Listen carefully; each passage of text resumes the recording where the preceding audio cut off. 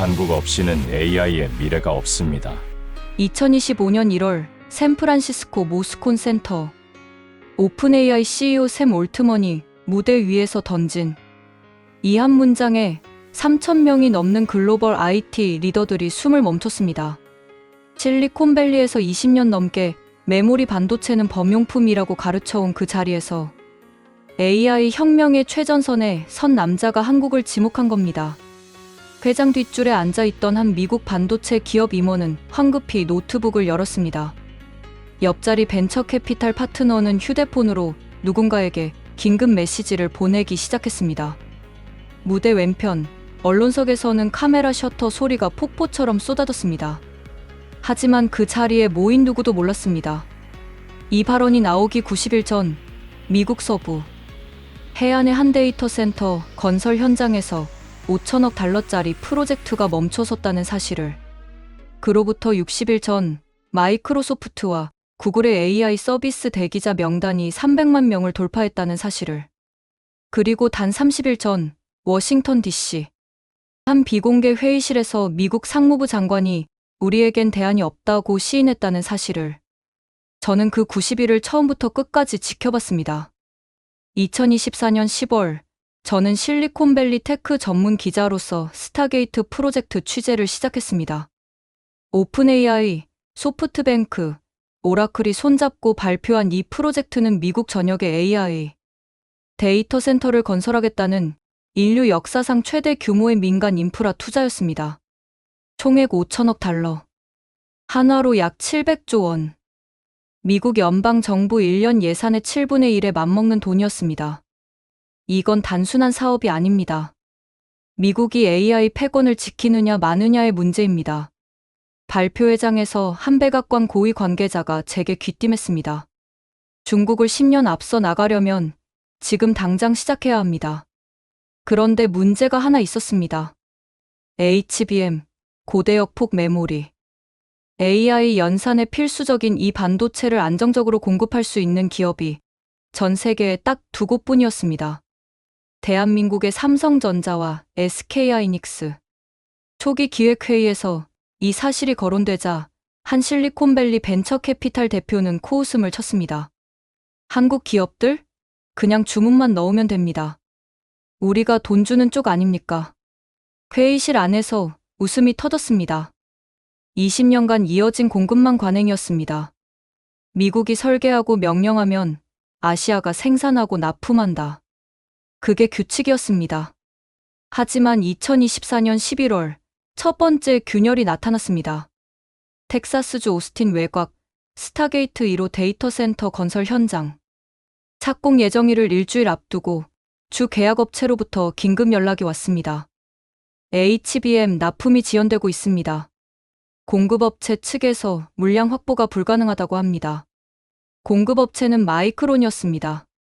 미국의 자존심이라 불리는 유일하게 남은 미국산 메모리 반도체 제조사. 스타게이트 프로젝트는 애초 미국 기업 우선 공급 원칙을 내세웠고 마이크론은 그 1순위였습니다. 하지만 마이크론의 HBM 양산 기술은 삼성이나 SK하이닉스보다 최소 2세대 뒤처져 있었습니다. 12단 적층 HBM 3위를 안정적으로 생산할 수 있는 라인이 없었습니다. 발표회에서는 곧 따라잡겠다고 장담했지만 현장의 진실은 달랐습니다. 12월 중순, 저는 임명을 조건으로 마이크론 내부 엔지니어를 만났습니다. 그는 오리건주 포틀랜드 외곽의 한 조용한 카페에서 떨리는 목소리로 말했습니다. 우리는 아직 8단도 제대로 못 만듭니다. 수율이 40%를 못 넘어요. 삼성이랑 SK는 90% 넘게 뽑아내는데 솔직히 2년 안에는 따라잡기 힘듭니다. 그 주 스타게이트 프로젝트 실무진은 비상회의를 소집했습니다. 안건은 단 하나. 한국 기업에 손을 벌릴 것인가. 회의실 안은 침묵으로 가득했습니다. 한 참석자가 제게 나중에 전한 말입니다. 다들 알고 있었어요. 선택지가 없다는 걸. 하지만 아무도 먼저 말하고 싶어 하지 않았죠. 미국 우선을 포기한다는 건 정치적으로 너무 위험했으니까요. 그리고 2025년 1월 3일 새해 첫 영업일. 샘 올트먼이 인천공항에 도착했습니다. 언론 공개 일정은 없었습니다. 수행원도 최소한으로 줄였습니다. 하지만 공항 입국장에는 이미 한국 기자 50여 명이 대기하고 있었습니다. 누군가 정보를 흘린 겁니다. 플래시가 터졌고 올트먼은 어색하게 손을 들어 인사했습니다. 다음 날 서울 삼성동 소재 한 호텔 비공개 회의실. 이재용 삼성전자 회장과 최태원 SK그룹 회장이 나란히 앉았습니다. 맞은편엔 샘 올트먼, 그 옆엔 소프트뱅크 손정혜 회장과 오라클 임원진. 회의는 3시간 동안 이어졌습니다. 통역 없이 영어로. 저는 회의실 밖 복도에서 대기하며 안에서 들려오는 낮고 무거운 목소리들을 들었습니다. 회의가 끝나고 문이 열렸을 때 올트먼의 얼굴은 상기되어 있었습니다. 이재용 회장은 무표정이었습니다. 최태원 회장은 역게 미소 지었습니다. 그날 저녁 한 소식통이 제게 회의 내용 일부를 전했습니다. 올트먼이 말했습니다. 우리는 5천억 달러를 투자할 준비가 되어 있습니다. HBM 10년 독점 공급 계약을 원합니다. 조건은 협의 가능합니다. 이재용 회장이 답했습니다. 계약서를 먼저 보여주십시오. 최태원 회장이 덧붙였습니다. 약속을 지킬 수 있는 파트너하고만 일합니다. 그 한 문장이 모든 걸 바꿨습니다. 이 이야기를 제대로 이해하려면 2024년 봄으로 돌아가야 합니다. 당시 저는 샌프란시스코에 상주하는 테크 전문 기자였습니다. 제 취재 영역은 주로 AI와 반도체였는데 2024년 상반기 실리콘밸리의 분위기는 한마디로 광기에 가까웠습니다. 챗GPT가 출시된 지 2년이 지났고 구글 메타 마이크로소프트가 앞다퉈 자체 AI 모델을 발표하던 시기였습니다. 그해 3월 저는 샌프란시스코 금융가에서 열린 한 비공개 투자 세미나에 참석했습니다. 주제는 AI 인프라 투자 기회. 참석자 대부분은 벤처캐피탈 파트너와 패밀리, 오피스 운용력들이었습니다. 발표자는 실리콘밸리에서 20년간 반도체 투자를 해온 한 유명 펀드 매니저였습니다. AI 혁명의 핵심은 컴퓨팅 파워입니다. 그리고 컴퓨팅 파워의 병목은 GPU가 아닙니다. 메모리입니다. 그는 프레젠테이션 화면에 HBM 구조도를 띄웠습니다. High Bandwidth Memory. 초당 수테라바이트의 데이터를 처리할 수 있는 고속 메모리. 이게 없으면 아무리 좋은 GPU도 놀게 됩니다. 한 참석자가 손을 들었습니다. 그럼 HBM 제조사에 투자하면 되는 거 아닙니까? 발표자가 웃었습니다. 문제는 제대로 만들 수 있는 곳이 많지 않다는 겁니다. 삼성, SK하이닉스, 마이크론. 사실상 이 세뿐입니다. 그나마 마이크론은 기술적으로 한 세대 뒤처져 있고요. 한국 기업 2곳이요? 또 다른 참석자가 되물었습니다. 그럼 우리가 한국에 의존해야 한다는 겁니까? 발표자는 잠시 머뭇거렸습니다. 의존이라기보단 협력 관계죠. 우리가 주문하면 그쪽에서 만들어주는. 그게 지난 20년간 작동해온 방식입니다. 회의실 안에서 고개를 끄덕이는 사람들이 보였습니다. 저도 그때는 그게 당연하다고 생각했습니다. 미국이 설계하고 아시아가 생산한다. 애플과 폭스콘의 관계처럼, 엔비디아와 TSMC의 관계처럼. 그게 글로벌 공급망의 표준 모델이었으니까요. 하지만 그 세미나가 끝나고 한 달 뒤, 저는 다른 목소리를 듣게 됩니다. 4월 중순, 저는 워싱턴 D.C.로 출장을 갔습니다. 미 상무부 산하 산업안보국 BIS에서 주최하는 반도체 공급망 안보 비공개 브리핑이 있었습니다. 참석 자격은 언론사 데스크급 이상. 저는 제 편집장의 초청장을 대신 받아 들어갔습니다. 브리핑룸은 연방청사 지하 3층, 외부 신호가 차단되는 보안 구역이었습니다. 휴대폰은 입구에서 모두 회수당했습니다. 약 40명의 기자와 애널리스트가 모였고 단상에는 국방부 상무부 백악관 NSC 관계자 3명이 앉았습니다. NSC 선임 보좌관이 입을 열었습니다. 오늘 이 자리에서 나누는 대화는 모두 배경 설명 백그라운드 자격입니다. 실명 인용 불가입니다. 이해하셨습니까? 모두 고개를 끄덕였습니다. 그는 화면에 세계 지도를 띄웠습니다. 한국, 대만, 중국 일부 지역에 붉은색 점이 찍혀 있었습니다. 현재 첨단 반도체 생산 능력의 92%가 동아시아에 집중되어 있습니다. 그중 70%는 대만과 한국. 만약 이 지역에서 지정학적 충돌이 발생한다면 미국의 AI 국방의료 인프라는 6개월 내에 마비됩니다. 상무부 관계자가 이어받았습니다. 우리는 지난 3년간 CHIPS 액트를 통해 미국 내 반도체 생산 능력을 복원하려 했습니다. 520억 달러를 투입했습니다. 하지만 그는 한숨을 내쉬었습니다. 첨단 공정 파운드리는 TSMC 미국 공장이 2025년 가동 예정이고, 메모리는 마이크론이 아이다호에 신규 라인을 건설 중입니다. 하지만 HBM은 여전히 문제입니다. 한 참석자가 질문했습니다. 마이크론의 HBM 기술이 부족하다는 건가요? 관계자는 잠시 말을 아꼈습니다. 부족하다기보단 시간이 필요합니다. 삼성과 SK하이닉스는 HBM 연구에 10년 이상 투자했습니다. 마이크론은 이제 시작 단계입니다. 따라잡으려면 최소 3년은 걸릴 겁니다. 그럼 그 3년 동안은요? 한국 기업에 의존할 수밖에 없습니다. 회의실이 조용해졌습니다. 저는 그날 브리핑이 끝나고 복도에서 한 국방부 관계자를 붙잡았습니다.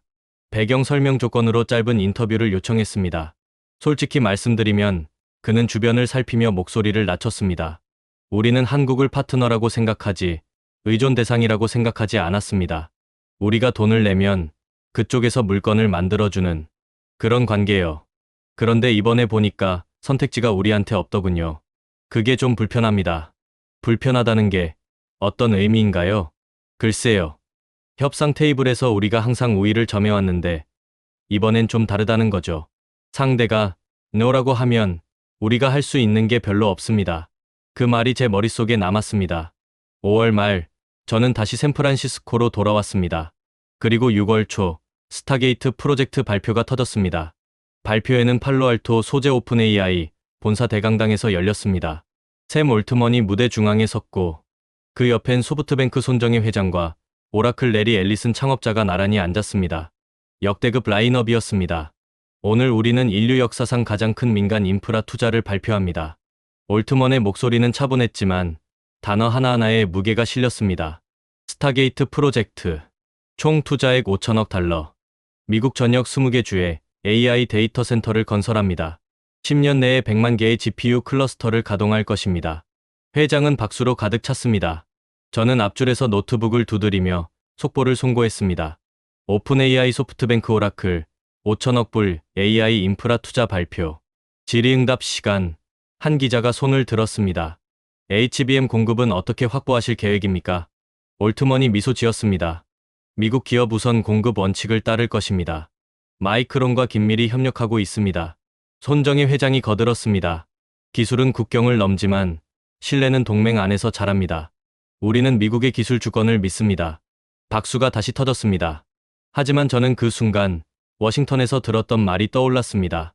마이크론은 시간이 필요합니다. 3년은 걸릴 겁니다. 발표회가 끝나고 저는 복도에서 한 오라클 임원을 잡았습니다. 마이크론의 HBM 공급 일정이 확정됐습니까? 그는 잠시 뜸을 들이더니 답했습니다. 협의 중입니다. 세부 사항은 아직 공개할 수 없습니다. 혹시 대안은 검토하셨습니까? 삼성이나 SK 같은. 그의 표정이 미묘하게 굳었습니다. 미국 우선 원칙입니다. 그게 우리 입장입니다. 하지만 그의 눈빛은 달랐습니다. 불안함이 어려 있었습니다. 6월 중순, 저는 오리건주 마이크론 본사 근처로 출장을 갔습니다.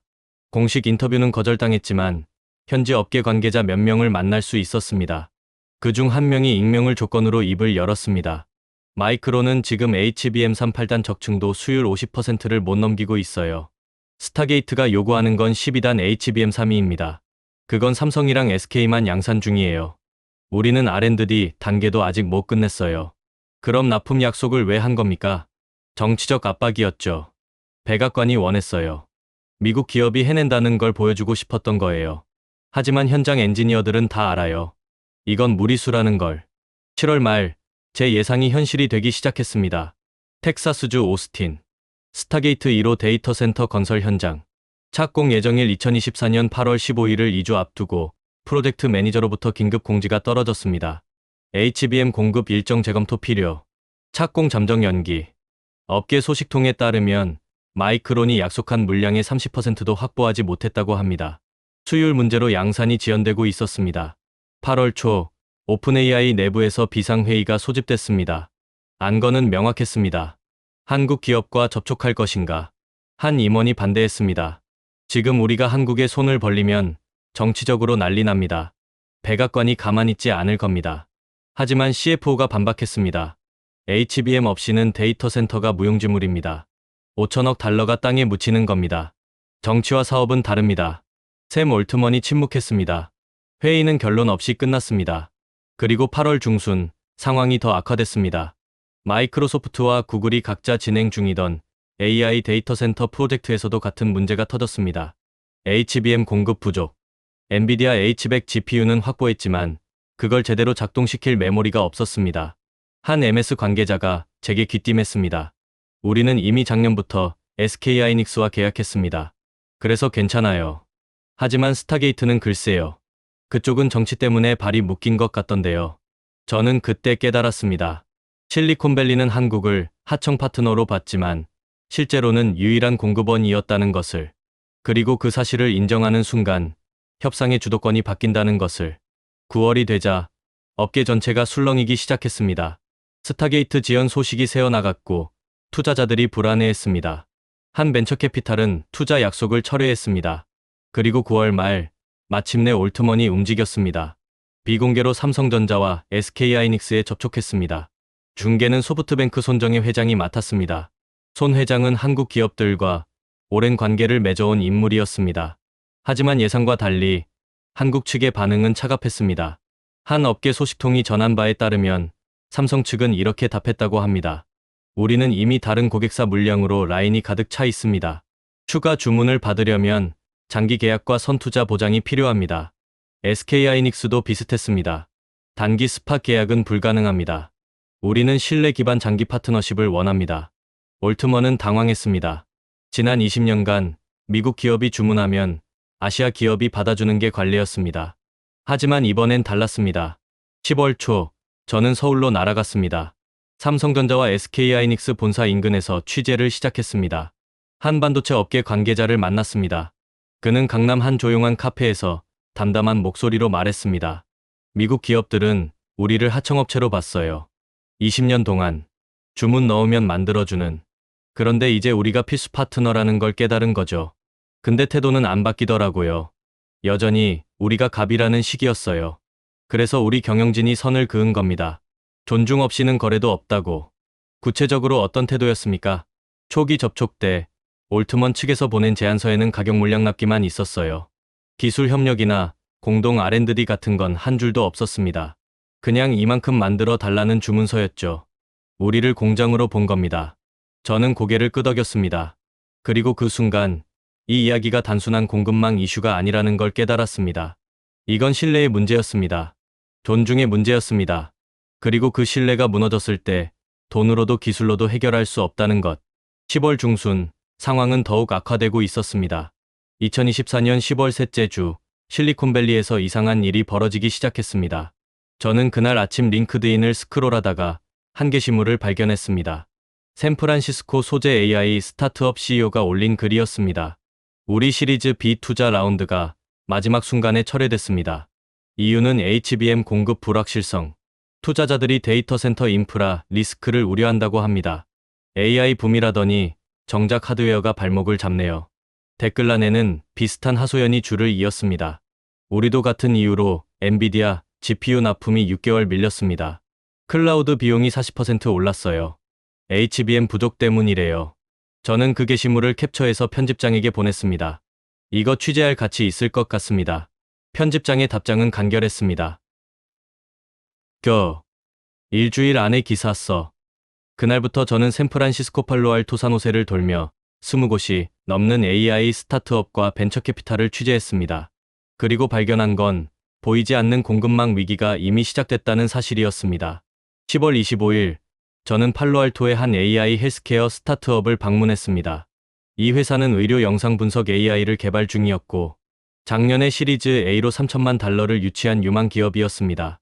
CTO가 저를 사무실로 안내하며 한숨을 쉬었습니다. 우리 모델 훈련에 H100 GPU 클러스터가 필요한데 클라우드 업체들이 전부 대기 명단에 올려놨어요. 이유는 HBM 부족. 빨라야 내년 2분기에나 쓸 수 있대요. 그때까지 우리가 버틸 수 있을지 모르겠어요. 자체 서버를 구축하는 건요. GPU는 구할 수 있어요. 근데 HBM 탑재 모델은 납품 대기가 1년 이상이래요. 그리고 가격이 작년 대비 2배 올랐어요. 같은 주 산호세에서 만난 한 벤처캐피탈 파트너는 더 직설적이었습니다. 지금 실리콘밸리에서 HBM은 금기어예요. 다들 문제를 알지만 공개적으로 말하지 않아요. 왜냐하면 그 순간 주가가 떨어지고 투자 심리가 얼어붙거든요. 하지만 속으로는 다들 패닉 상태입니다. 구체적으로 어느 정도입니까? 그는 노트북을 열어 스프레드시트를 보여줬습니다. 우리 포트폴리오 기업 40곳 중 17곳이 HBM 공급 문제로 사업 일정을 수정했습니다. 그중 5곳은 추가 투자 유치에 실패해서 구조조정 검토 중이에요. 이게 3개월 전까지만 해도 없던 일입니다. 저는 그날 밤 호텔 방으로 돌아와 기사 초안을 쓰기 시작했습니다. 제목은 보이지 않는 AI 위기 HBM 부족이 실리콘밸리를 흔들고 있다. 하지만 기사를 송고하기 전 편집장으로부터 전화가 왔습니다. 기사 보류해. 방금 백악관 대변인실에서 연락 왔어. 비공식 요청인데 HBM 공급망 이슈를 국가안보 민감 사안으로 보고 있대. 보도 자제 요청이 들어왔어. 검열입니까? 검열은 아니고 협조 요청이지. 근데 무시하면 나중에 취재원 접근이 막힐 수 있어.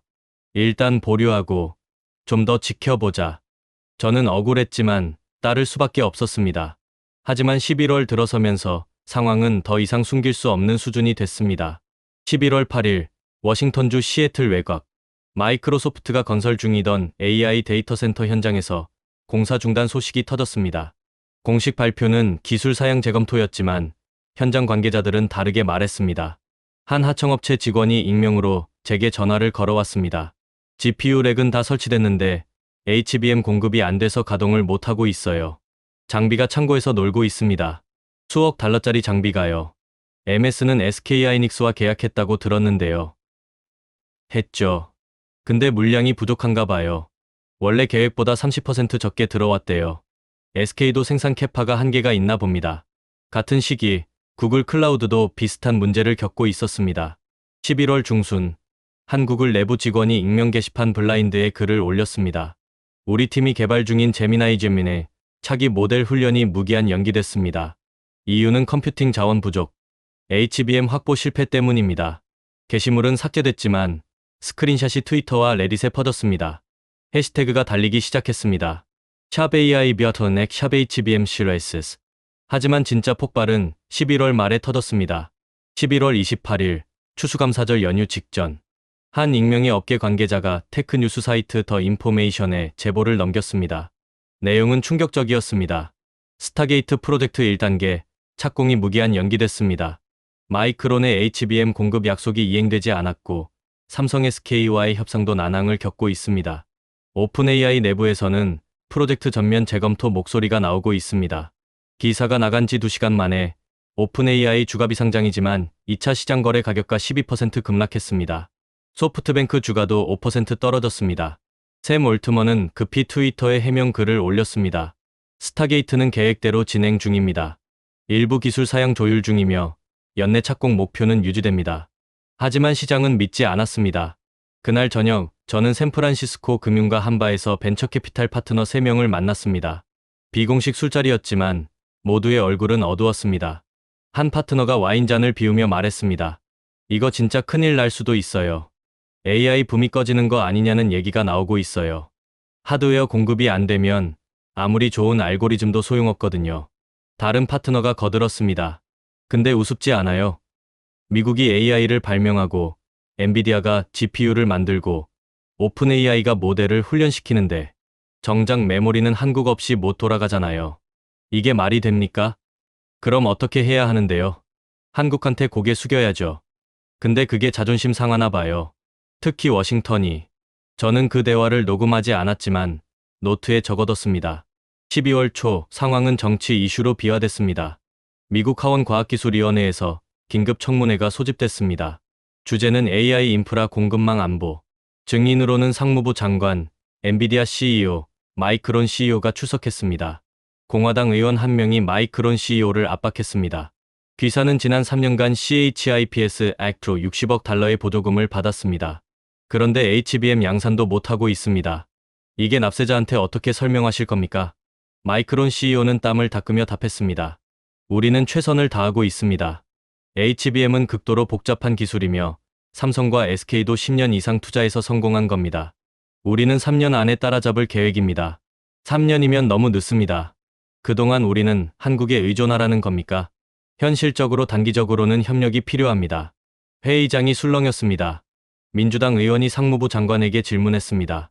삼성, SK와의 협상은 어떻게 진행되고 있습니까? 장관이 신중하게 답했습니다.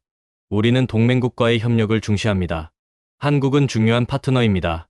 하지만 공급망 안보 차원에서 미국 내 생산 능력 확보도 병행해야 합니다. 그러니까 지금은 한국 없이 못 버틴다는 겁니까? 장관은 잠시 침묵했습니다. 단기적으로는 협력이 필수적입니다.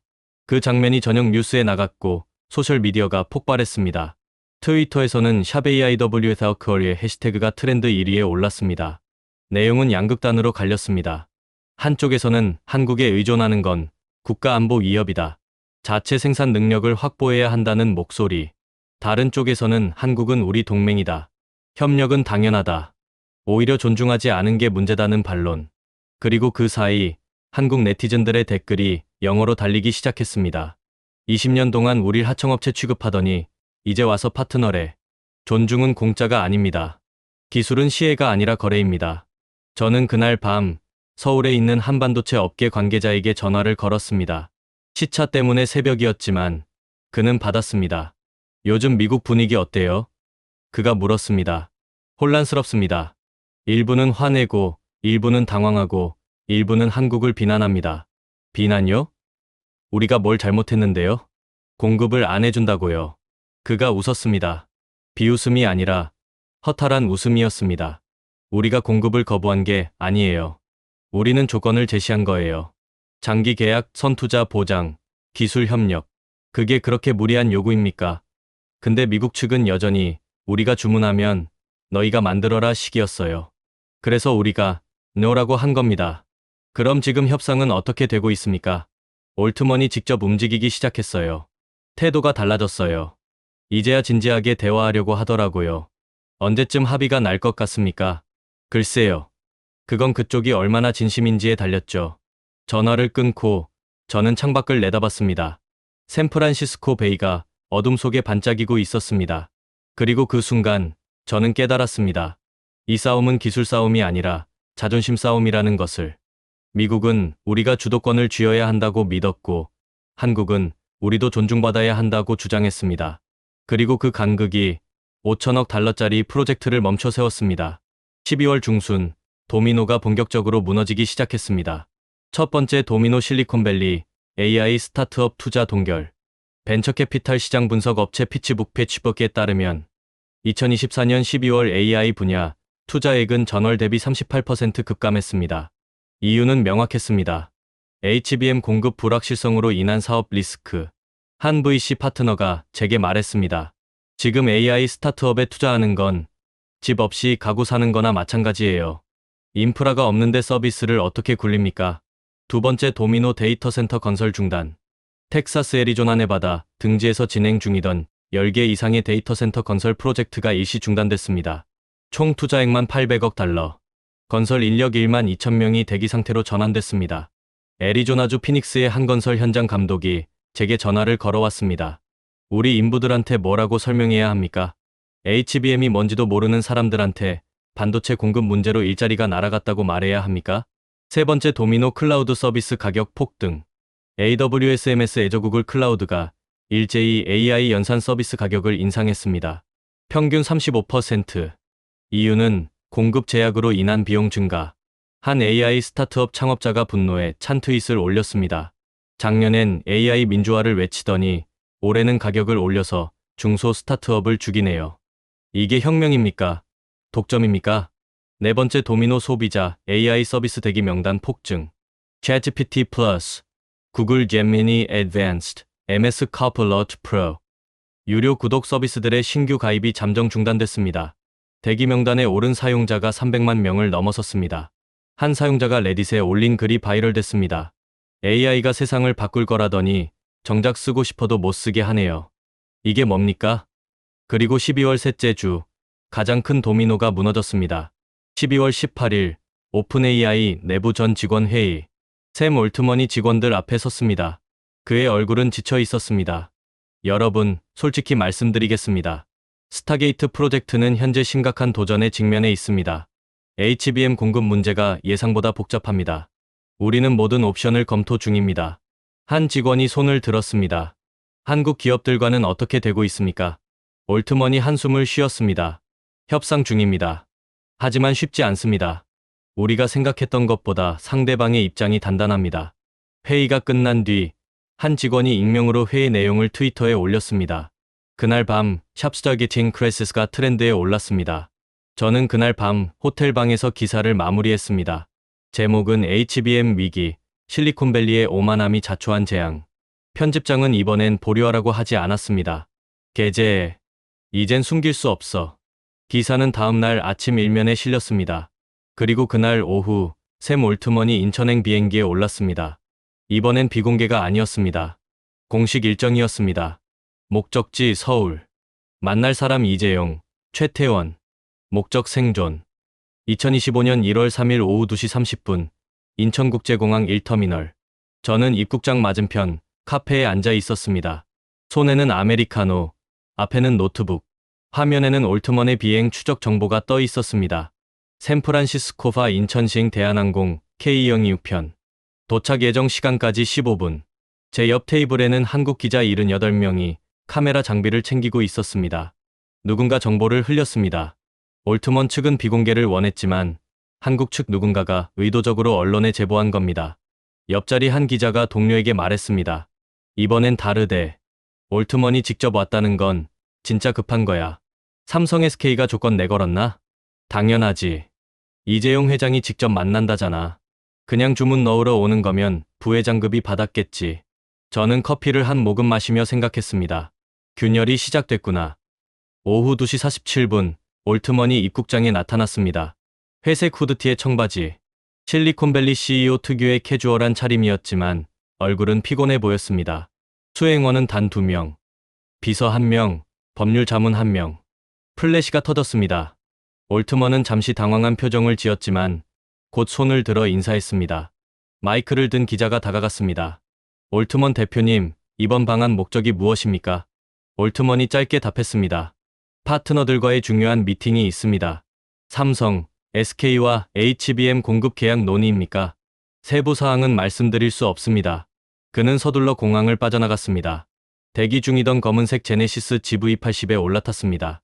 차량은 서울 방향으로 출발했습니다. 저는 택시를 잡아타고 뒤를 따랐습니다. 기자 본능이었습니다. 다음 날 아침 1월 4일 서울 삼성동 그랜드 인터컨티넨탈 호텔 30층 프레지덴셜 스위트룸. 올트먼이 묵고 있는 곳이었습니다. 호텔 로비에는 이미 한국 기자 수십 명이 진을 치고 있었습니다. 오전 10시 삼성전자 이재용 회장이 호텔에 도착했습니다. 정문이 아닌 지하 주차장을 통해서. 하지만 정보는 새어나갔고 기자들이 지하로 몰려갔습니다. 이 회장은 무표정하게 엘리베이터로 향했습니다. 기자 한 명이 소리쳤습니다. 회장님, 오늘 계약 체결합니까? 이 회장은 답하지 않았습니다. 1시간 뒤 SK그룹 최태원 회장도 도착했습니다. 역시 지하 주차장 루트. 그는 기자들을 향해 가볍게 손을 흔들었지만 역시 말은 하지 않았습니다. 30층 스위트룸 안. 저는 안에 들어가지 못했지만 나중에 참석자 중 한 명으로부터 회의 분위기를 전해 들었습니다. 테이블 한쪽에는 올트먼, 그의 법률 자문, 소프트뱅크 손정희 회장 화상 참석. 맞은편에는 이재용 회장, 최태원 회장, 각사의 반도체 사업부 대표. 올트먼이 먼저 입을 열었습니다. 오늘 이 자리에 온 건 진심으로 파트너십을 논의하기 위해서입니다. 스타게이트 프로젝트의 성공은 여러분의 협력 없이는 불가능합니다. 이재용 회장이 조용히 물었습니다. 파트너십의 정의가 무엇입니까? 장기 공급 계약입니다. 10년간 안정적인 HBM 공급. 우리는 그에 상응하는 대가를 지불할 준비가 되어 있습니다. 최태원 회장이 끼어들었습니다. 대가는 돈만이 아닙니다. 올트먼이 고개를 갸우뚱했습니다. 무슨 의미입니까? 존중입니다. 최 회장의 목소리는 차분했지만 단호했습니다. 지난 20년간 미국 기업들은 우리를 하청업체로 봤습니다. 주문서 하나 던져주면 우리가 알아서 만들어준다고 생각했죠. 하지만 우리는 단순 제조사가 아닙니다. 기술 파트너입니다. 그 차이를 인정해야 합니다. 올트먼이 잠시 침묵했습니다. 이재용 회장이 서류 한 장을 꺼냈습니다. 이게 지난달 귀사가 보낸 제안서입니다. 여기엔 물량, 가격, 납기만 있습니다. 기술 협력, 공동 R&D, 지적재산권 공유. 이런 건 한 줄도 없습니다. 이게 파트너십입니까? 올트먼의 얼굴이 굳었습니다. 손정혜 회장이 화상 화면에서 끼어들었습니다. 샘, 이건 새로운 시대입니다. 과거 방식은 통하지 않아요. 한국 기업들은 이제 협상 테이블에 동등한 주체입니다. 그걸 인정하지 않으면 거래는 없어요. 올트먼이 깊게 숨을 쉬었습니다. 알겠습니다. 그럼 어떤 조건을 원하십니까? 최태원 회장이 답했습니다. 첫째, 10년 장기 계약, 물량 보장. 둘째, 차세대 HBM 공동 개발, 기술 파트너로서의 지위. 셋째, 지적재산권 상호 라이센싱. 넷째, 그가 잠시 멈췄습니다. 신뢰 조항. 신뢰 조항? 계약 중간에 미국 정부가 정치적 이유로 개입하거나 일방적으로 조건을 바꾸려 하면 우리는 계약을 파기할 수 있습니다. 위약금 없이. 올트먼이 당황했습니다. 그건 너무 일방적이지 않습니까? 이재용 회장이 조용히 말했습니다. 지난 20년간 미국 기업들이 우리한테 한 게 바로 그겁니다. 갑자기 물량 줄이고, 가격 깎고, 일정 바꾸고. 우리는 그때마다 맞춰줬습니다. 이제는 우리 차례입니다. 회의실이 조용해졌습니다. 올트먼이 고개를 숙였습니다. 시간을 좀 주십시오. 본사 및 투자자들과 협의가 필요합니다. 최태원 회장이 고개를 끄덕였습니다. 48시간 드리겠습니다. 회의는 그렇게 끝났습니다. 올트먼이 호텔 밖으로 나왔을 때 기자들이 몰려들었습니다. 대표님, 회의 결과가 어떻습니까? 올트먼은 답하지 않고 차에 올랐습니다. 하지만 그의 표정은 모든 것을 말해주고 있었습니다. 지쳐 있었고 좌절해 보였습니다. 저는 그날 밤 호텔 로비바에서 올트먼 측 수행원 중 한 명을 우연히 마주쳤습니다. 그는 맥주를 마시고 있었고 저를 알아봤습니다. 제가 샌프란시스코 기자라는 걸 알고 있었던 겁니다. 오프 더 레코드로 하나만 물어봐도 될까요? 제가 조심스럽게 물었습니다. 그가 고개를 끄덕였습니다. 오늘 회의 어땠습니까? 그가 쓴 웃음을 지었습니다. 처음으로 우리가 을이 된 기분이었어요. 지난 20년간 우리가 갑이었는데 주문하면 만들어주는. 근데 오늘은 달랐어요. 저쪽이 조건을 내걸고 우리가 받아들일지 말지 고민하는 이상한 기분이었어요. 올트먼 대표는 어떻게 반응했습니까? 충격받았죠. 근데 동시에 이해한 것 같기도 했어요. 이게 새로운 현실이라는 걸, 우리가 적응해야 한다는 걸. 저는 고개를 끄덕이며 맥주를 한 모금 마셨습니다. 다음 날 1월 5일, 올트먼은 하루 종일 호텔 방에 틀어박혀 화상 회의를 했습니다. 상대는 소프트뱅크, 오라클, 그리고 백악관 NSC였습니다. 저는 로비에서 대기하며 취재원들과 연락을 주고받았습니다. 그리고 오후 3시, 한 미국 정부 관계자로부터 문자를 받았습니다. 백악관이 양보 방침 정했습니다. 한국 측 조건 대부분 수용. 대신 미국 내 HBM, 패키징 공장 건설 조건 추가. 발표는 내일. 저는 즉시 편집장에게 전화를 걸었습니다. 특종감입니다. 올트먼이 한국 조건 받아들였습니다. 확실해? 소식통 신뢰도 높습니다. 기사 써. 단독으로 나가자. 그날 저녁 저는 기사를 송고했습니다. 제목은 올트먼, 한국에 고개 숙였다. 스타게이트, 신뢰 조항 수용. 기사가 나가자마자 글로벌 IT 업계가 술렁였습니다. 트위터에서는 샵 뉴얼 아프테 해시태그가 올라왔습니다. 한 실리콘밸리 투자자가 트윗했습니다. 이건 단순한 계약이 아니다. 힘의 균형이 바뀌는 순간이다. 이제 기술 협력은 상호 존중 없이는 불가능하다. 또 다른 애널리스트는 이렇게 썼습니다. 미국이 기술 주권을 외쳤지만 현실은 상호 의존이다. 한국은 그걸 증명했다. 그리고 1월 6일 오전, 삼성동 한 비공개 회의실. 이번엔 언론에 알리지 않았습니다. 완전 비공개였습니다. 올트먼, 이재용, 최태원이 다시 마주 앉았습니다. 올트먼이 먼저 서류를 꺼냈습니다. 귀사의 조건을 검토했습니다.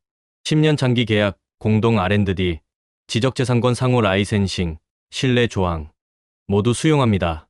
이재용 회장이 서류를 검토했습니다. 한 페이지 꼼꼼하게.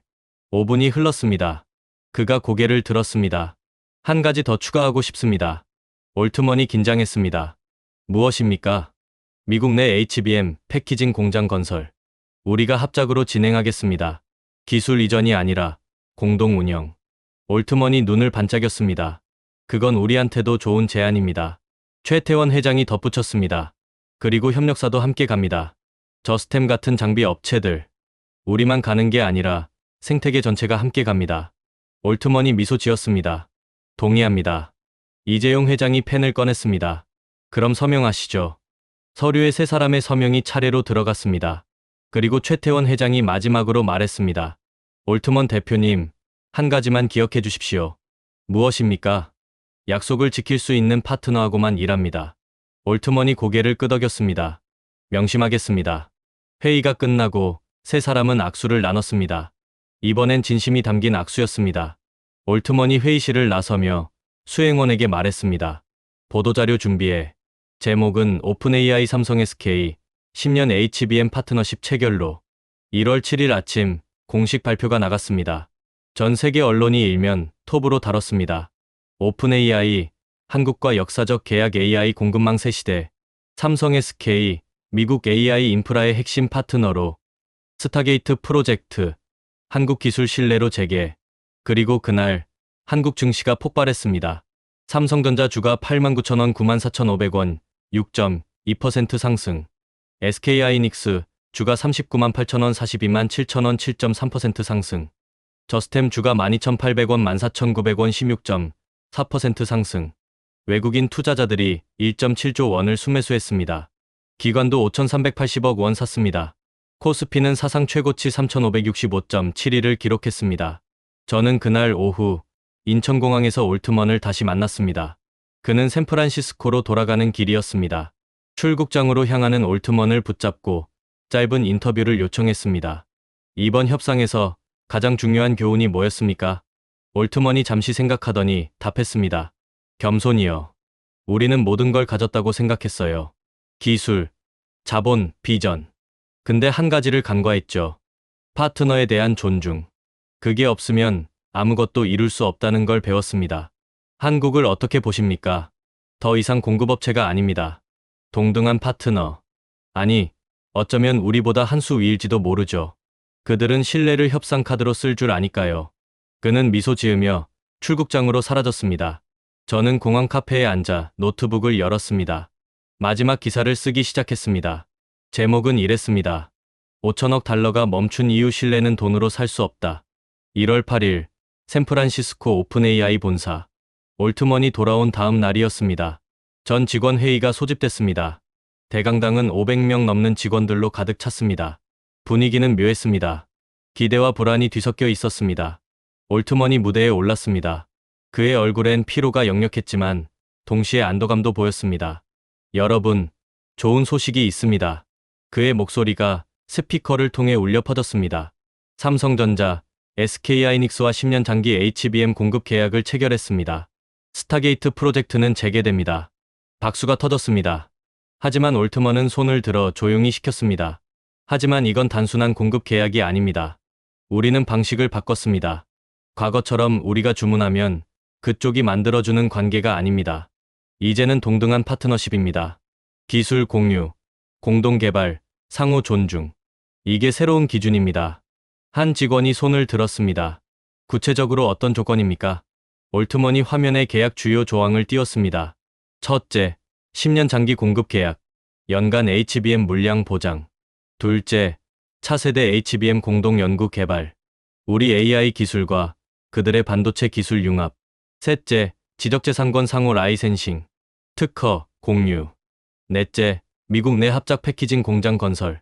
한국 기술, 미국 인프라. 다섯째, 그가 잠시 멈췄습니다. 신뢰 조항. 우리가 약속을 어기면 상대는 위약금 없이 계약 파기 가능. 회장이 술렁였습니다. 한 엔지니어가 물었습니다. 그건 너무 불리한 거 아닙니까? 올트먼이 고개를 저었습니다. 아니요. 그게 공정한 겁니다. 지난 20년간 우리가 아시아 공급업체들한테 한 게 바로 그거였으니까요. 일방적으로 계약 바꾸고 물량 줄이고 이제는 우리가 책임지는 쪽이 된 거죠. 또 다른 직원이 손을 들었습니다. 그럼 우리가 진 겁니까? 올트먼이 미소 지었습니다. 아니요. 우리는 배운 겁니다. 진정한 파트너십이 뭔지. 그리고 그게 장기적으로 더 강한 관계를 만든다는 걸. 박수가 다시 터졌습니다. 이번엔 진심이 담긴 박수였습니다. 회의가 끝나고 한 팀장이 올트먼에게 다가왔습니다. 대표님, 솔직히 물어봐도 될까요? 한국에서 뭐가 달랐습니까? 올트먼이 잠시 생각하더니 답했습니다. 태도요. 그들은 우리를 고객이 아니라 판단 대상으로 봤어요. 이 사람들이 약속을 지킬 만한 사람들인가? 우리를 평가한 거죠. 그게 충격이었어요. 그동안 우리가 항상 평가하는 쪽이었는데, 그날 오후, 저는 워싱턴 D.C.로 날아갔습니다. 미 상무부에서 긴급 브리핑이 있었기 때문입니다. 연방청사 지하 3층 브리핑룸. 3개월 전 제가 처음 HBM 위기를 들었던 바로 그곳이었습니다. 상무부 장관이 단상에 올랐습니다. 옆엔 백악관 NSC 선임 보좌관. 장관이 입을 열었습니다. 오늘 우리는 중요한 발표를 합니다. 미국 정부는 오픈 AI 삼성전자 SK 하이닉스의 파트너십을 적극 지지합니다. 그리고 이를 바탕으로 반도체법 2.0을 추진할 것입니다. 화면에 새 법안 개요가 떴습니다. 반도체법 2.0은 기존 CHIPS Act를 보완합니다. 핵심은 동맹 기반 공급망입니다. 한국, 일본, 대만 등 동맹국과의 기술 협력을 국가 전략으로 명시합니다. 그리고 그가 강조했습니다. 상호 존중 원칙을 법제화합니다. 한 기자가 손을 들었습니다. 상호 존중 원칙이 뭡니까? 미국 기업이 동맹국 기업과 계약할 때 일방적 조건 변경을 금지합니다. 장기 계약 의무화, 기술 파트너십 명시, 신뢰 조항 표준화. 이걸 법으로 보장하는 겁니다. 그럼 지금까지는 안 지켰다는 겁니까? 장관이 난처한 표정을 지었습니다. 과거에는 시장 논리가 우선이었습니다. 하지만 이번 HBM 위기로 배웠습니다. 신뢰 없는 공급망은 언제든 무너진다는 걸. 이제는 바꿀 때입니다. NSC 보좌관이 이어받았습니다. 이번 사태는 우리에게 뼈아픈 교훈을 줬습니다. 기술 주권은 자급자족이 아니라 신뢰할 수 있는 동맹과의 협력에서 나온다는 것. 한국은 그 신뢰를 증명했습니다. 브리핑이 끝나고 저는 복도에서 한 국방부 관계자를 만났습니다. 3개월 전 한국 의존이 불편하다고 했던 바로 그 사람이었습니다. 생각이 바뀌셨습니까? 제가 물었습니다. 그가 쓴 웃음을 지었습니다. 바꿀 수밖에 없었죠. 현실이 우리를 바꿨어요. 의존이 아니라 상호 의존. 그게 21세기 방식이더라고요. 1월 중순, 한국에서 또 다른 움직임이 시작됐습니다. 삼성전자와 SK하이닉스가 협력사들을 소집했습니다. 저스템, 주성엔지니어링, 원익 IPS 등 장비 소재 업체 20여 곳, 서울 코엑스 컨벤션 센터, 대회의실에 200명 넘는 협력사 대표들이 모였습니다. 삼성전자 반도체 사업부 대표가 단상에 올랐습니다. 여러분, 우리가 미국과 체결한 계약은 우리만의 것이 아닙니다. 생태계 전체의 것입니다. 우리는 혼자 가지 않습니다. 여러분과 함께 갑니다. 화면에 미국 지도가 떴습니다. 텍사스, 애리조나, 오리건에 붉은 점이 찍혀 있었습니다. 이 세 곳에 합작 HBM, 패키징 공장을 짓습니다. 총 투자액 120억 달러. 그리고 여러분의 장비가 들어갑니다. 협력사 동반 진출 프로그램입니다. 박수가 터졌습니다. SK하이닉스 대표가 이어받았습니다. 우리가 배운 게 있습니다. 신뢰는 나눠야 커진다는 것. 우리가 미국으로부터 받은 존중을 우리도 협력사에 돌려줄 겁니다. 장기 계약, 기술 협력, 공정한 거래. 이게 새 기준입니다. 저스템 대표가 손을 들었습니다. 구체적인 일정이 어떻게 됩니까? 2월부터 협력사별 개별 협의 시작합니다. 3월 미국 현지 실사. 5월 첫 공장 착공. 2026년 상반기 가동 목표입니다. 회의가 끝나고 저는 저스템 대표를 붙잡고 짧은 인터뷰를 했습니다. 이번 기회가 어떤 의미입니까? 그가 감격스러운 표정으로 답했습니다. 우리 같은 중소기업이 글로벌 무대로 나갈 기회를 얻은 겁니다. 삼성, SK가 문을 열어줬어요. 이제 우리가 실력으로 증명할 차례죠. 준비는 되셨습니까? 물론입니다. 우리는 15년간 이 기술을 갈고 닦았어요. 전 세계에서 우리만 만들 수 있는 장비예요. 이제 그 가치를 인정받는 겁니다. 1월 말, 저는 다시 샌프란시스코로 돌아왔습니다. 그리고 2월 1일, 역사적인 순간을 목격했습니다. 텍사스주 오스틴 외곽, 스타게이트 1호 데이터 센터 건설 현장. 5개월간 중단됐던 공사가 재개되는 날이었습니다. 현장에는 올트먼, 손정혜, 그리고 화상으로 이재용 최태원 회장이 참석했습니다. 올트먼이 삽을 들고 첫 삽을 떴습니다. 카메라 플래시가 터졌습니다. 오늘은 단순한 착공일이 아닙니다. 올트먼이 말했습니다. 새로운 협력의 시작입니다. 미국의 비전과 한국의 기술이 만나는 곳, 그리고 신뢰가 기반이 되는 곳. 이재용 회장이 화상으로 답했습니다. 우리는 약속을 지킬 것입니다. 10년간 변함없이. 그게 우리의 방식입니다. 최태원 회장이 덧붙였습니다. 그리고 한 가지 기억해 주십시오. 약속을 지킬 수 있는 파트너하고만 일합니다. 그게 오늘 우리가 세운 새로운 원칙입니다. 그 문장이 모든 걸 정리했습니다. 20년간 미국은 우리가 돈을 내니 너희가 만들어라는 방식으로 공급망을 운영했습니다. 한국은 묵묵히 따랐습니다. 하지만 기술이 고도화되고 대체 불가능해지면서 균형이 바뀌었습니다. 그리고 한국은 그 순간을 놓치지 않았습니다. 기술력이 아니라 신뢰를 협상 카드로 꺼낸 겁니다. 우리를 존중하지 않으면 거래도 없다. 미국은 처음엔 당황했습니다. 그러다 분노했습니다. 하지만 결국 인정했습니다. 새로운 현실을. 착 공식이 끝나고 올트머니 기자들 앞에 섰습니다. 한 기자가 물었습니다. 이번 협상에서 가장 어려웠던 점이 뭡니까? 올트머니 솔직하게 답했습니다. 자존심을 내려놓는 것. 우리가 항상 우위에 있다고 생각했어요. 근데 이번엔 달랐어요. 우리가 필요한 쪽이었고 상대는 선택권을 쥐고 있었어요. 그걸 받아들이는 게 제일 힘들었습니다. 후회하십니까? 아니요. 오히려 감사합니다. 우리는 더 나은 방식을 배웠어요. 장기적으로 이게 훨씬 강한 관계를 만들 겁니다. 또 다른 기자가 물었습니다. 한국 기업들에게 하고 싶은 말이 있습니까?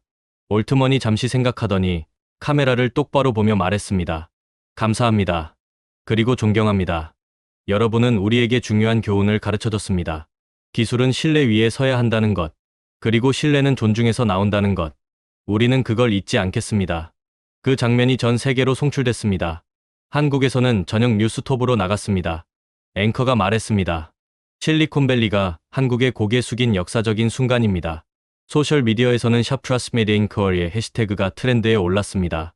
한 네티즌이 댓글을 달았습니다. 20년 기다렸다. 드디어 우리 기술을 존중받는구나. 또 다른 댓글, 이게 진짜 K기술이다. 실력만이 아니라 원칙도 함께. 저는 그날 밤 호텔 방으로 돌아와 마지막 원고를 정리했습니다. 그리고 깨달았습니다. 이 이야기는 반도체 이야기가 아니었습니다. 신뢰 이야기였습니다. 한국은 기술로 문을 열었지만 신뢰로 자리를 지켰습니다. 그리고 그 신뢰는 거저 주어지지 않았습니다. 20년간 묵묵히 약속을 지키며 쌓은 것이었습니다. 미국은 그걸 당연하게 여겼습니다. 하지만 당연한 건 없었습니다. 신뢰는 매 순간 선택이었고 한국은 그 선택의 주도권을 쥔 겁니다. 약속을 지킬 수 있는 파트너하고만 일합니다. 이 한 문장이 5천억 달러를 움직였습니다. 그리고 세상의 룰을 바꿨습니다. 이제 기술 협력의 새로운 기준은 명확했습니다. 돈이 아니라 신뢰, 명령이 아니라 존중, 단기 계약이 아니라 장기 파트너십. 한국이 증명했습니다. 그리고 세계가 배웠습니다. 2월 15일 미국 의회에서 반도체법 2.0이 통과됐습니다. 찬성 387표, 반대 48표. 압도적이었습니다.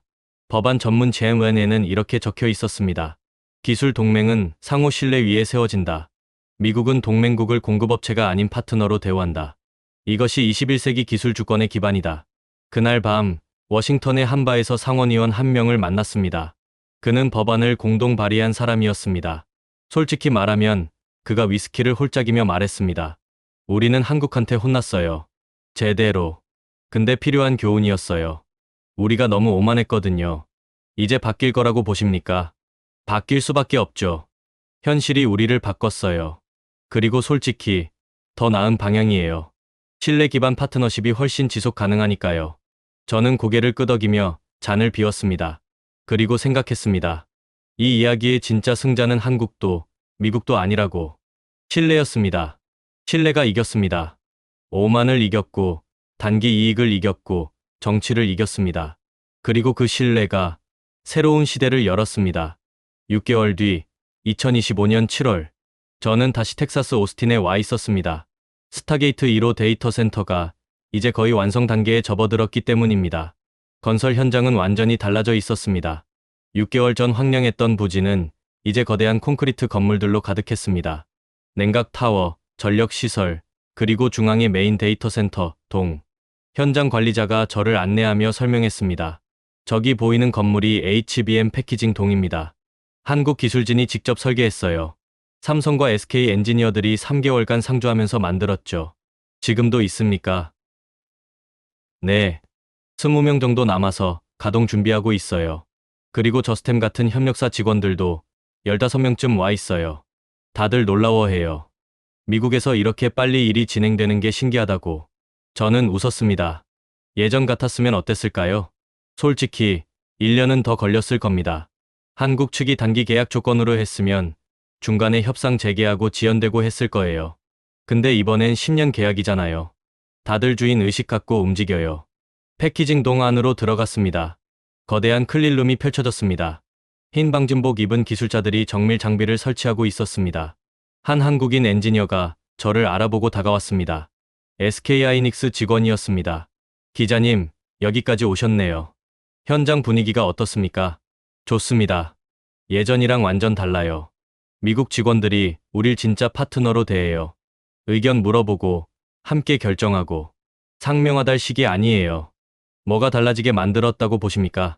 그가 잠시 생각하더니 답했습니다. 계약서요. 거기 상호 존중 조항이 명시되어 있거든요. 법적으로 강제된 거예요. 그러니까 다들 지킬 수밖에 없죠. 그리고 지키다 보니까 실제로 더 효율적이더라고요. 7월 15일 1호 데이터 센터 준공식.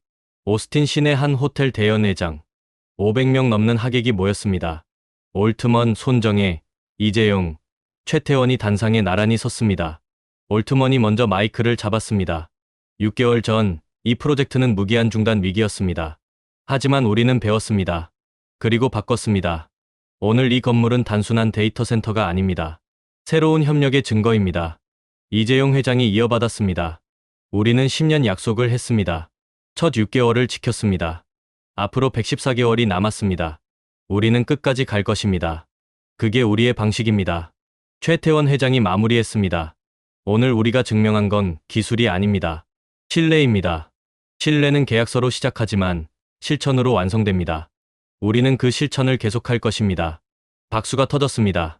준공식이 끝나고 저는 올트먼과 짧은 인터뷰를 했습니다. 6개월 전과 지금 뭐가 가장 달라졌습니까? 올트먼이 주변을 둘러보며 답했습니다. 모든 게 달라졌어요. 과거엔 우리가 명령하고 상대가 따르는 구조였어요. 근데 이젠 우리가 묻고 함께 결정해요. 처음엔 비효율적이라고 생각했어요. 근데 결과는 정반대더라고요. 훨씬 빨라요. 왜냐하면 상대가 주인 의식을 갖고 움직이니까. 신뢰가 속도를 만드는 거였어요. 이 모델이 다른 프로젝트에도 적용될까요? 이미 적용하고 있어요. 2호, 3호 데이터 센터도 같은 방식이에요. 그리고 우리뿐 아니에요. MS, 구글, 아마존도 비슷하게 바꾸고 있어요. 이게 이제 업계 표준이 됐어요. 저는 고개를 끄덕이며 다음 질문을 던졌습니다. 개인적으로 가장 큰 교훈이 뭐였습니까? 올트먼이 잠시 침묵했습니다. 그리고 천천히 말했습니다.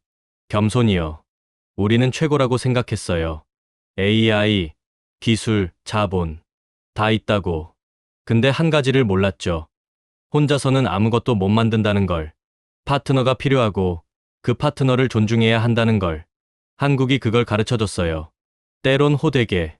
저는 그 말을 노트에 적었습니다. 같은 날 저녁 서울. 삼성전자 본사 회의실에서 협력사 간담회가 열렸습니다. 6개월 전 코엑스에 모였던 그 기업들이 다시 모였습니다. 삼성반도체 사업부 대표가 결과를 발표했습니다. 미국 진출 1차 성과 보고드립니다. 협력사 18곳이 텍사스 애리조나 오리건에 거점을 마련했습니다.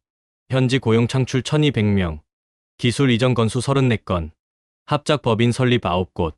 화면에 숫자들이 떴습니다. 그리고 무엇보다 그가 강조했습니다. 신뢰 기반 계약률 100%. 모든 협력사가 미국 파트너사와 장기 계약, 상호 존중 조항, 공동 개발 조항을 포함한 계약을 체결했습니다. 저스템 대표가 손을 들었습니다.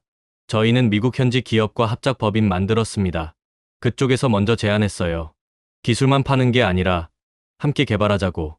예전 같았으면 상상도 못할 일이죠. 또 다른 협력사 대표가 거들었습니다. 저희도 비슷해요. 계약서에 기술 파트너라고 명시되어 있어요. 단순 공급업체가 아니라 대우가 완전 달라요. SK하이닉스 대표가 마이크를 잡았습니다. 여러분, 우리가 한 게 뭡니까? 기술을 팔았습니까? 아니요. 신뢰를 팔았어요. 20년간 쌓은 신뢰. 그게 지금 우리의 가장 큰 자산입니다. 그리고 그 신뢰를 여러분과 나눴어요. 그 결과가 지금 미국에서 벌어지고 있는 일입니다. 박수가 터졌습니다. 회의가 끝나고 저는 한 중소기업 대표와 이야기를 나눴습니다. 반도체 세정 장비를 만드는 50명 규모 회사였습니다. 솔직히 말씀드리면 그가 눈시울을 붉히며 말했습니다. 저희 같은 작은 회사가 미국 진출할 거라곤 꿈도 못 꿨어요. 근데 삼성이 문을 열어줬어요. 우리가 간다. 너희도 가라. 그리고 미국 파트너사 소개까지 해줬어요. 이게 생태계구나 실감했죠. 앞으로 계획은요? 텍사스에 현지 법인 세울 겁니다. 직원 10명 파견하고 현지 채용도 20명 할 거예요. 5년 안에 미국 매출을 전체의 30%까지 끌어올리는 게 목표입니다. 저는 그 이야기를 들으며 이 파급 효과가 얼마나 큰지 깨달았습니다. 대기업만의 승리가 아니었습니다. 생태계 전체가 함께 올라간 겁니다. 8월 미국 의회 반도체법 2.0 시행 6개월 평가 청문회가 열렸습니다. 상무부 장관이 보고했습니다. 새 법안 시행 후 동맹국과의 기술 협력 건수가 340% 증가했습니다. 한국, 일본, 대만 기업들과 체결한 신뢰 기반 계약이 128건, 총 투자액 890억 달러입니다. 민주당 의원이 물었습니다. 부작용은 없습니까? 미국 기업들이 불리해진 건 아닙니까? 오히려 반대입니다. 장관이 그래프를 띄웠습니다. 신뢰 기반 계약이 체결된 프로젝트들의 지연율이 기존 대비 62% 감소했습니다. 비용 초과율도 45% 줄었습니다. 파트너가 주인 의식을 갖고 움직이니 효율이 올라간 겁니다. 공화당 의원이 거들었습니다. 결국 존중이 이익이었다는 얘기네요. 정확합니다. 청문회 영상은 그날 밤 뉴스에 나갔고 소셜미디어에서 화제가 됐습니다. 한 트윗이 바이럴됐습니다. 미국이 드디어 배웠다. 파트너를 존중하면 모두가 이긴다는 걸. 9월, 저는 1년 추적 취재를 마무리하기 위해 다시 서울로 날아갔습니다. 강남의 한 카페에서 최초 소식통, 그 삼성 관계자를 다시 만났습니다. 1년 전 존중 없이는 거래도 없다고 했던 바로 그 사람. 1년 전 예상하셨습니까? 이렇게 될 거라고. 그가 커피를 한 모금 마시며 답했습니다. 솔직히 반신반의했어요. 미국이 진짜 바뀔까? 근데 바꿨더라고요. 왜냐하면 선택지가 없었으니까. 그리고 일단 바꾸고 나니까 그게 더 나은 방식이란 걸 깨달은 거죠. 가장 큰 변화가 뭐라고 보십니까? 언어요. 과거엔 주문, 납품, 공급업체 이런 단어 썼어요. 지금은 협력, 파트너십, 공동개발. 단어가 바뀌니까 관계가 바뀌더라고요. 앞으로 10년 어떻게 될까요? 그가 미소 지었습니다. 우리는 약속 지킬 겁니다. 그리고 미국도 지키겠죠. 왜냐하면 신뢰가 이익이란 걸 배웠으니까. 이게 새로운 표준이 될 겁니다. 한국이 만든. 저는 그날 밤 호텔 방에서 1년 추적 시리즈 마지막 기사를 썼습니다. 제목은 이랬습니다. 1년 후 신뢰는 계약보다 오래 간다. 기사 말미에 저는 이렇게 적었습니다. 2024년 가을 5천억 달러짜리 프로젝트가 멈춰섰다. HBM 공급 문제 때문이었다. 하지만 진짜 이유는 따로 있었다. 신뢰의 부재, 20년간 쌓인 불균형한 관계, 그리고 한국이 마침내 선을 그었다. 존중하지 않으면 거래도 없다. 미국은 당황했고, 분노했고, 결국 배웠다. 그리고 바꿨다. 1년이 지난 지금, 그 변화는 업계 표준이 됐다.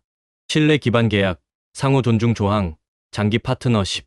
이게 21세기 기술 협력의 새 문법이다. 한국은 기술로 시작했지만 신뢰로 완성했다. 그리고 그 신뢰가 세상을 바꿨다. 기사는 다음 날 일면 톱으로 나갔습니다. 그리고 뉴욕타임스, 월스트리트 저널, 파이낸셜 타임스가 인용 보도했습니다. 10월 서울 코엑스 신뢰 기반 기술 협력 국제 포럼이 열렸습니다. 30개국 정부기업 대표 500명이 모였습니다. 주재 발표자는 최태원 회장이었습니다. 여러분, 지난 1년은 우리에게 중요한 교훈을 줬습니다. 기술은 신뢰 위에 서야 합니다. 신뢰는 존중에서 나옵니다. 그리고 존중은 실천으로 증명됩니다. 화면에 한 문장이 떴습니다. 약속을 지킬 수 있는 파트너하고만 일합니다. 이 한 문장이 5천억 달러를 움직였습니다. 그리고 새로운 시대를 열었습니다. 이제 이 원칙을 글로벌 표준으로 만들 때입니다. 박수가 5분간 이어졌습니다. 포럼이 끝나고 한 유럽 기업 CEO가 저에게 다가왔습니다. 한국이 해낸 게 뭔지 아십니까? 룰을 바꾼 겁니다. 과거엔 큰 기업, 큰 나라가 작은 기업, 작은 나라를 쥐고 흔들었어요. 하지만 한국이 증명했죠. 기술력과 신뢰가 있으면 크기는 중요하지 않다고. 이제 우리도 배워야 합니다. 저는 그 말을 마지막 원고에 인용했습니다. 그리고 1년 추적 취재를 이렇게 마무리했습니다. 신뢰는 계약보다 오래 간다. 존중은 이익보다 강하다. 파트너십은 명령보다 효율적이다. 한국이 증명했고 세계가 배웠다. 이제 이 원칙은 돌이킬 수 없다. 왜냐하면 효과가 있으니까. 그리고 오르니까. 2026년 1월 스타게이트 프로젝트 1주년. 텍사스, 애리조나, 오리건 세 곳의 데이터 센터가 모두 가동 중입니다. 한국 기술진 150명이 상주하며 운영을 지원하고 있습니다.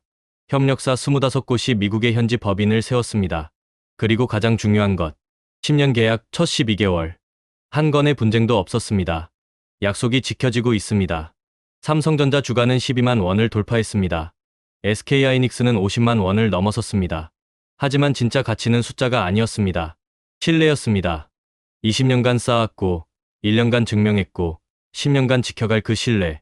그게 한국의 진짜 기술이었습니다. 여러분은 어떻게 생각하십니까? 기술 협력에서 가장 중요한 건 무엇일까요? 기술력일까요? 아니면 신뢰일까요?